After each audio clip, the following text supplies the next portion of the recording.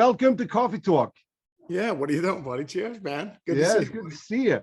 I like your cup. It's good. I dig it. So how's everything going? How's everything going out in the frozen tundra of Miami out there? Down here, actually, I think it's out there. It's really hot today too, right? Yeah, it's gonna be. It's supposed to be pretty brutal. So you got dogs in the whole 9 yards. All right. Well, I haven't seen you since we played in was it China? I think that was actually the last show before, and then when we came back from there is when the COVID thing started. That's right. Yeah. I know it was. I mean, it was just like weird. I mean, it was just like we did the show there, and then I remember because people were just like, "Weren't you guys just there?" Yeah. I was like, "Yeah, we were." December 2019. Yeah. And I think it was right before things started getting silly, and then I mean, it was obviously. I actually went out and did some shows after that. I was in Mexico, and the last show I ever did was Mexico in March 2020. And while we were there, they told us, "Oh, we have to move all the gigs like 2 weeks." Yeah, for the rest of the tour. Yeah, I know. I remember we the last show was so funny on this last run that we did. The last show we did was the rave in Milwaukee. Right. So we did that show, and I remember after the gig, we go, yeah, we might be going home or something. I figured we'd be going home for like you said, 2 weeks, a month. You know what I mean? Just because everyone's going to get the flu or whatever it is. And then it's so funny. Here we were 2 years later, almost to the day. We were on stage at the rave in Milwaukee, like all looking at each other, go, that was just 2 years ago, like that, gone. Insane. It's insane. Well, like you said, when we talk about you when you did that gig at the Troubadour. And you were like, wow, who's the line outside? Yeah, exactly. Yeah. Like, that was that's like almost 40 years ago. I know. 30 years ago. Like when you go. He was 30, I think 39, maybe 40 years now. Yeah. That's crazy. It just, because I was doing like the No More Tears thing. Remember, I saw you on that show when we were out in California, when we were at Universal Amphitheater or something like that. But that was 30 years ago. Like I saw you guys out in Miami in 90 or 91. Yeah, on No More Tears. Yep, I saw you out. I think it might have been Miami. Yeah, and it was. I thought I saw you out in California too. Yeah. But it's crazy, like you said. It is. Well, I think about it sometimes, and I go, "Oh man." I remember I used to do demo tapes back in the 70s. Yeah, but it doesn't seem that long ago. Not at all. Yeah, I mean, think about like with everyone always talks about like with Deep Purple, with Richie Blackmore. That's just associated. That's Richie Blackmore is Deep Purple. Right. He was only in the band for like several years. 7 years. I mean, when you really think about it, and then he started doing Rainbow in the 70s. Everyone thinks like Rainbow, he was, the 70s was all Deep Purple. He started doing Rainbow in what, 75? Yeah. I mean, I'm saying, it's just like from Machine Head to you're talking about 3 years. Exactly. But Jimi Hendrix got 3 years. The scene in 67 and died in 70. 3 years. It's insane. I mean, no, I agree. And I mean, like even when Jimmy Page, when he's putting together all the compilations, the box sets and everything, and then doing the books and everything, like Led Zeppelin its lifespan was 12 years, not even 12 years. And I mean, how like 12 years now, when you look back on an album you did 10 years ago, you go, Zakk, I can't believe that was 10 years ago already. It feels new still. Yeah, I agree. I mean, put it this way, not that long ago, I was just looking because it was 2016 when you put the new album out that you had. And it was just, I remember you were signing, people had the record when we were doing the meet and greets, and we were just hanging out, you had the new album out. On LP, yeah. Yeah. The last album that you put out. And now you have the new album out. Yeah. That was the new one was already 5 years ago. I know. Almost 6 years ago. It's crazy. I mean, we started doing the thing we started doing the Generation X in 2016, I think. That's already 6 years ago. Oh my God. Well, it is crazy because I remember when I first came to America, I made, let's see, I made 5 albums in like 1 year and a half.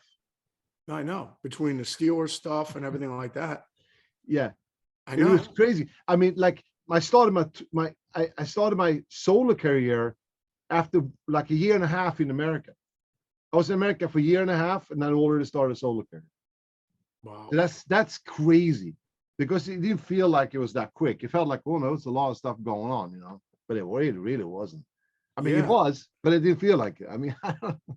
No, when you look at it now, I mean, it is a weird thing. I mean, I'm just saying, like, you know, I mean, obviously all the bands that we loved in the 70s. When you look You gotta at laugh. You gotta laugh at this. This is how this is how weird my time perspective is. I think Iron Maiden is a new band. I think when Iron Maiden came out, like, you know, oh, they're one of those new bands. And I don't look at now, of course, I know they're not new, but I remember 1980, it was, to me, like, you know, I've been doing what I was doing for a long time. I wasn't making it big, of course, but I've been doing it for a long time. And I remember the bands and stuff, like all the, you know, and I'm talking about Purple, UFO, Thin Lizzy, and all that stuff that I dug in the 70s. Yeah, there you There was this new crop of bands coming up, right? Yeah. And it was new to me. No, totally. Maiden was like a new thing. Yeah, without a doubt. I remember seeing them before they were even famous. They opened up for Kiss. Somebody gave me a ticket. I saw them 1980 opening with Paul Diani. But what I'm saying is that doesn't feel like a long time ago for me. You know, No, doesn't feel like a long time ago at all. Well, no, I mean, because I remember putting it all in perspective. I remember my father, he was in D-Day, Normandy, the whole 9 yards, Omaha Beach. So, but I remember my dad showing me pictures when he turned 80. And he goes and showing pictures of the guys in the platoon going, this guy got his brains blown out. This guy's still alive. This guy died of cancer. This guy died when we were over there. This guy's still alive. Like showing all his buddies that were in the platoon. And my dad was like going, it doesn't seem that, like, it didn't seem like 40 years ago. You know what I mean? Like when my dad was sitting there going, when he turned 80, he was like, well, you can only turn 40 twice. So, I mean, but it was exactly. But I mean, that's hilarious. But to him, it didn't seem that long ago. You know what I mean? And it is kind of weird, like when you see World War II footage in black and white, it just looks larger than life. And then when you see it in color, it just like, wow, that could be yesterday. I know. You know what I mean? When you think about World War II. So, I mean, I'm saying in perspective, I mean, like even with Oz, when he talks about Sabbath things that happened in 1972, it doesn't seem that long ago for me. He's like, man, I remember like certain buildings we'd play. He goes, I remember blah, blah, blah, when this, and I was like, wow. I mean, even for like Jimmy Page, he must look back at the beginnings of Zeppelin and the whole thing, because they were working the whole time, and just go, man, that just went by in a flash. Yeah. You know what I mean? Because those guys got a few years on us, you know what I mean? And they're still going. I mean, look at the Stones. I love the Stones. Yeah. But put it this way, Barb was she just went and saw him at SoFi Stadium. She brought Sabbath down to see him, right? So but the day of the gig, Mick said on stage, he goes, yeah, today marks 60 years ago that I met Keith when we were at school. And 60 years ago is when they first met. You know what I mean? And like, he was like, yeah, today's the day, like, July 8th or whatever. He goes, that's when we met, when we were in boarding school or whatever, so, but I'm sure for them, when they talk about that was 60 years ago, they're like, how could it be 60 years? It doesn't feel that long ago. It is weird, man. So it's just kind of like, when you think about it, what even, with my kids and everything, your kids, it's just like, it's not that you in high school or whatever, I mean, we knew at like 15 years old, we were going to be doing music at some, you know what I mean? In some form or another, music, this is what I want to do with my life. Well, I'm saying, like, we were talking about like JD and like Steve, they went to Berkeley and everything like that. And the other side of the coin is, I mean, you were already doing it, when you came out here to play at the Troubadour and you were doing all those shows, and you were 19 years old.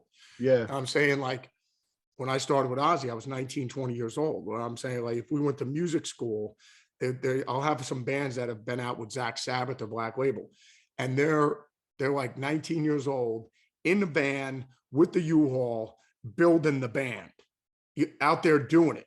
You know what I mean? Yeah. Like building their company. You know what I mean? Whereas like, but then again, you have to have the focus and you have to have the direction of what you want to do. Because I'm saying, like, if you're out there doing it, you already have a 4-year head start on all your friends. Yeah. If I you're mean, out there doing it. I think that's all like a personal. I remember when I was in school, and they would always ask that the teachers would always go like, well, so what do you want to do when you grow up and all that stuff? And everybody's going, well, I'm gonna go to college, and what are you gonna study? Oh, some sort of like generic thing, right? There was never like a direction. And I remember when I can't remember when I didn't have a direction. I just knew. I knew. And even though I came from like the socialist black hole, basically, where they whatever you had of pride or whatever you had as an ambition, they shut you down, And I said, fuck that, no, you're not shutting me down. And so I was always like that. And in a weird way, that doesn't feel like that long ago either, you know what I mean? But the weirdest thing is that when I did my last album here, that was during the COVID thing. Because I wasn't gonna do it new. I wasn't planning on doing an album, but when they say, oh, we gotta cut the tour, whatever, because I was on the road, I just hung out for a while, and then after a while, I said, oh, I better go in the studio then. I started going in the studio, and then more and more and more and more. I sort of like waiting for the next tour to start, but I realized after a while, this shit ain't going away, And I spent almost a year in the studio, which I never do, Yeah. Because you didn't. Yeah, I never do that, No. And so, but anyway, that was weird too, because we talked about like when we were kids, right? I felt exactly like when I was 17 years old. No difference. I felt the same excitement just from the notes, not thinking, oh, is this gonna go on the radio? And I wonder what the label is gonna think about this. I didn't give a fuck about anything. Like back then, I didn't give a fuck about anything. No, totally. Of course, when I came to American 80s, you had to play the game. That was just the way it was. But it was a weird sort of full circle, No, and it also during that, the pandemic, I mean, it was just, the weird thing is too, because when you have a deadline, when I'm just like, Yngwie, we got a month, you got a month to make the record. You know what I mean? You're like, all right, cool. Like, I got a month to make an album. I go, yeah. Is that enough time? You're like, yeah, I'll write it and record it in a month. I'm like, or you got a month to write. And then when the guys get out here, you got to, then you can start recording. You're like, all right, I got a month to write a record. Cool. This way, if you have deadlines, things got to happen. But I mean, like when you don't have a deadline, when the season is coming up, whether me and you just won the championship or we didn't, we know every September we got to get ready for the next season. And I mean, like if there's no deadlines, you're on permanent vacation. And I'm saying when the pandemic happened, it was like, Yngwie, you don't have to do a record. There's no tour. You can do whatever. You got the whole year to do whatever you want. Like, I mean, you're like, Zakk, if I don't even want to pick up a guitar for a year, I'm just gonna go. I'm gonna drive around in my Ferrari, and I'm just gonna go to Ferrari shows, travel around the world, and do all this stuff with April that I never do, because I'm always playing and I'm always touring. I'm not even bringing a guitar with me. Like, I mean, literally, like, during that year, it's just like, well, the world's shut down, bro. You could do anything you want. With limitations, because they couldn't really travel. That's the thing. Yeah. But I mean, in regards to like you being around the house, or you just going down to the beach and just chilling and going, Zakk, I'm not even gonna play music for a while. I'm just gonna get away from it for a little bit. I mean, there's no deadline. That could have happened, but it didn't happen because for some weird reason, I still have that drive to make music. Yeah. For no reason, no particular reason, no reason where, well, you have this deadline, like you said, deadline or contract or whatever. It's just the music just happens. It is weird. It is weird. Also, like, me and the guys talk about it every now and then, like, certain bands or artists, where you just go, wow, they haven't recorded a new record in like 14 years or 30, you know, where you go, even if you're the Stones, you still want to create. Yeah, You know what I mean? exactly. You still want to create. And yeah, there's things like, you know, Black Star have to be in the set. We Right. know that, you know, Yeah. like there's certain staples have to be in the set, but don't you want to write new stuff? You know what I mean? Like, right. But I think that's some people are happy about, like, they have one record, right? Or two records, let's say, and they can go on the road for that for 30 years. Yeah. And they're happy with that. I couldn't do that. In fact, I couldn't go on the road and play the same song the same way every night. I can't do that either. You No, I know? know what you're saying. I mean, it's just, but it is weird. Like you said, there's staples that are in the set that have to be in there. We know that. Yeah. But you're like, but you still want to create new songs that want to be in the set. You know what I It's a mean? challenge. It's a challenge. You gotta Yeah. challenge yourself a little bit, you know? Yeah. I mean, but like you said, like certain bands or certain artists, you know, like when you look at the productivity and then there's just like a drop off of like nothing, you know, and it's like, man, what did you do for 8, 9 years? You know, I mean, did you even write anything? You know, I mean, it's just like, nah, and then It is nothing. weird. I Yeah, don't think everybody's a writer though. You know, that's not, a lot of people get off on just going on stage, which is cool because I do that too. You know, that oh, you know. yeah, but I mean, I think the way we roll coming up, you just assume when you buy a Deep Purple record, you're getting a piece of Deep Purple. If you buy a Led Zeppelin record or a Black Sabbath record or Elton John, anybody, you're getting a piece of them. And you figure they're the one, like a Salvador Dali painting. You're figuring he's the one that painted it. Yeah. You're not figuring there's like a bunch of painters in there and then people did it. You know, you're figuring it's his. You're like, he created that. You know what I mean? So like, I just always assumed everybody wrote this stuff. You know what I Yeah. mean? No, I know. It's weird. How about touring? Have you been touring now? Are you touring? Yeah, we just we did a couple run where we October, November, then we came home for December, and then we're getting ready to go out at the end of the month. We're going out from I'm starting in April 29th, yep, Pennsylvania, and I do the whole coast to coast till June 4th here in South Florida. And it's gonna be there. crazy. It's really, Yeah, no, really, we're going out as well. We're bringing actually Nita Strauss is coming out with us, Jared James Nichols, Blackstone Cherry's coming out with us. We're going out, like you said, April 30th, like right when you're going out. Yeah. And then we're going till the middle of next month. And then we're getting ready to go over to Europe. I don't think we're going to Poland. And I think but I think everything, because I was just laughing. I'm just picturing my father when he was over there, you know, Normandy, Omaha Beach, they're invading the shores and they're going, hey, by the way, when we get over here, Sinatra's doing some shows. He'll be in England doing some shows. Like, who's touring during World War II? You know. Glenn Miller did. Exactly. He got shot down. Well, I think the Stones were doing shows. I think they played Hyde Park during World War II. They had done some shows. They did. Right No, they did it during the Civil War. I love those guys though.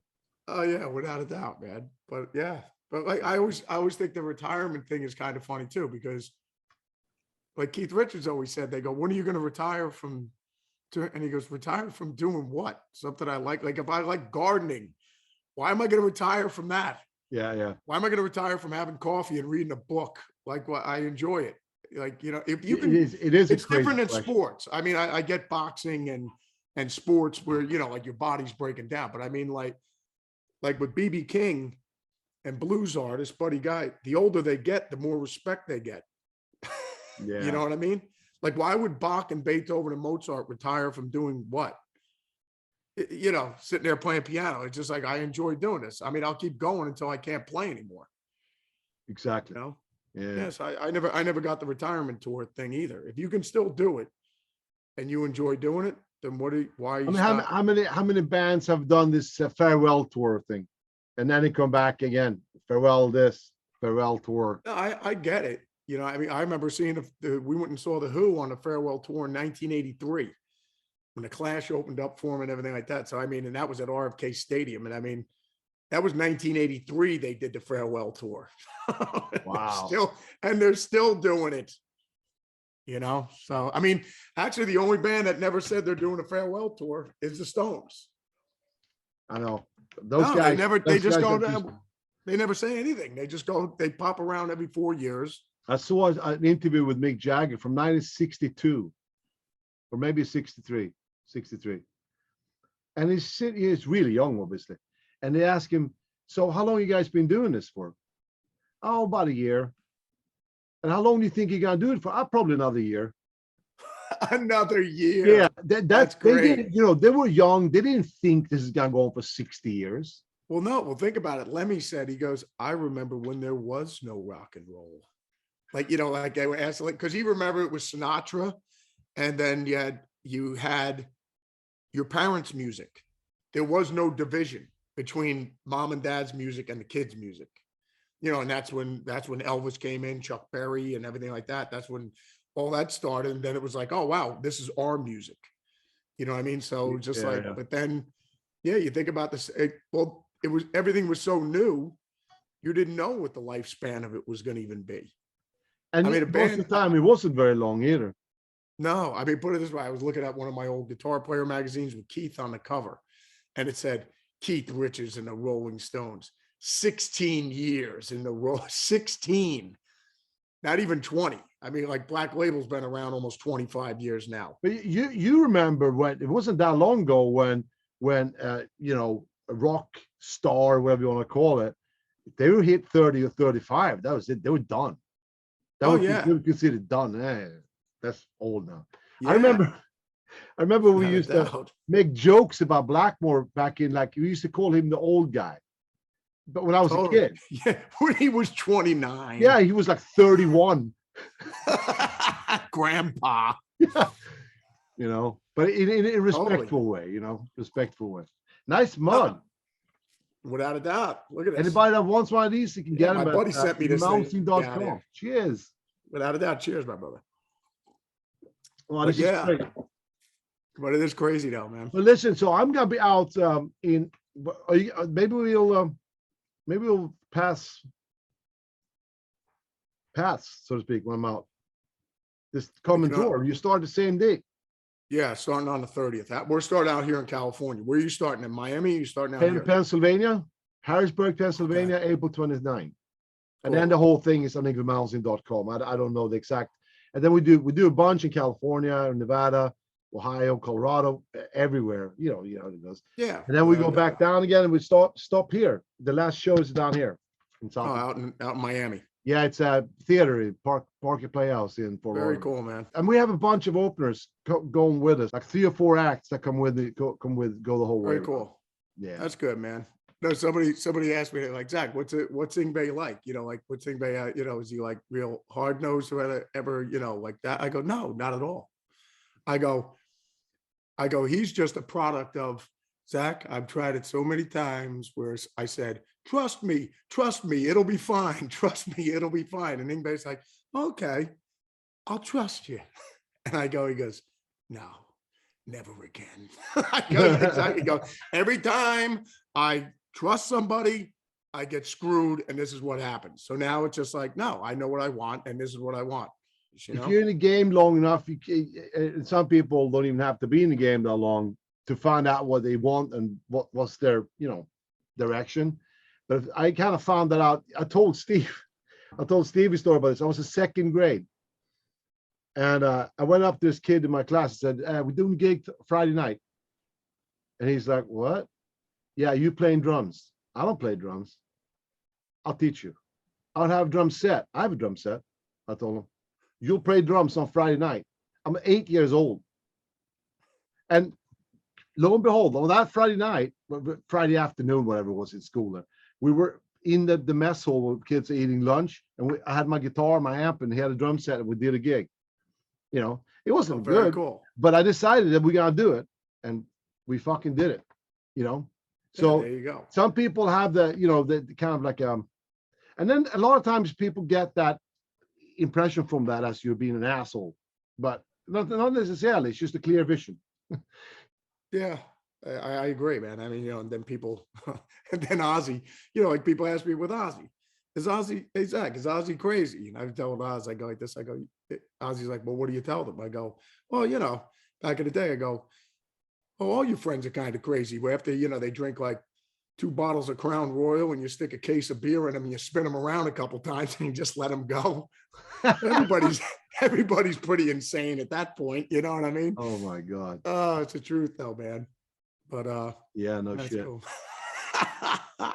Well, and talking about drinking and everything like that. How many years has it been since you had a cocktail last now? I quit in 2004. I mean, it doesn't even seem that long ago. It actually, to be honest with you, it feels like 2 different eras in my life, kind of thing. There was one time when it became like, well, no drinking, then no drinking again. Like 3 chapters. You could say it like that too. Yeah, that's true. Yeah, you know what I mean? No, because Exactly. I mean, yeah, same with me. I mean, like I look back on the berserking days, with the fellas and everything like that, because it wasn't just like me and you out on the road drinking. It was everybody. No, of course. It was. That's what I often say to people. Like, it's like, if you have any other kind of job than we do, you can be doing that. You'd be fucking fired like in 2 minutes from any job anywhere. Us, 11 in the morning, a couple of beers, that's normal. You know what I mean? But that's kind of like where it becomes, and also like your managers, your record companies, no matter where you were, no matter where you went, that they would be drinking. And so it became a habit, and then it became a problem. Yeah, no, I mean, I couldn't be happier than I am now. I mean, like, I get up early in the morning. I feel like $1,000,000. I don't miss any of that shit. I've never been a nostalgic kind of guy anyway. I don't believe in nostalgia. And to me, the best time, the best era ever is right now. Yeah, no, I mean, like tomorrow, you said, you look back when you came out here and you were making a steel record. You had a great time making that record, and you were like, Zach, it was a lot of fun. But you're recording. But I'm not jonesing back for that. No, but it was great when you were there. Like you said, when I talk about, because I want to enjoy that time too. Without a doubt. But it's not like, I wish it was like that or whatever. Just some people have that fucking, nostalgia trip. I mean, I don't know. I don't get into that. No. I mean, I remember hearing one of my friends was just like, man, telling his kid or something like that one time. And he goes, oh man, enjoy high school. Those are the best days of your life. I was like, really? Who told you that? No, exactly. Some kid, I remember some parent was telling their kid that, and it was like, you better enjoy high school. Those are the best days of your life. I go, wow, that's pretty sad. I loved high school. I loved my friends. I loved all the great times we had and everything like that. But like, if those are the best times of your life, then that's kind of sad. A lot of people have that type of.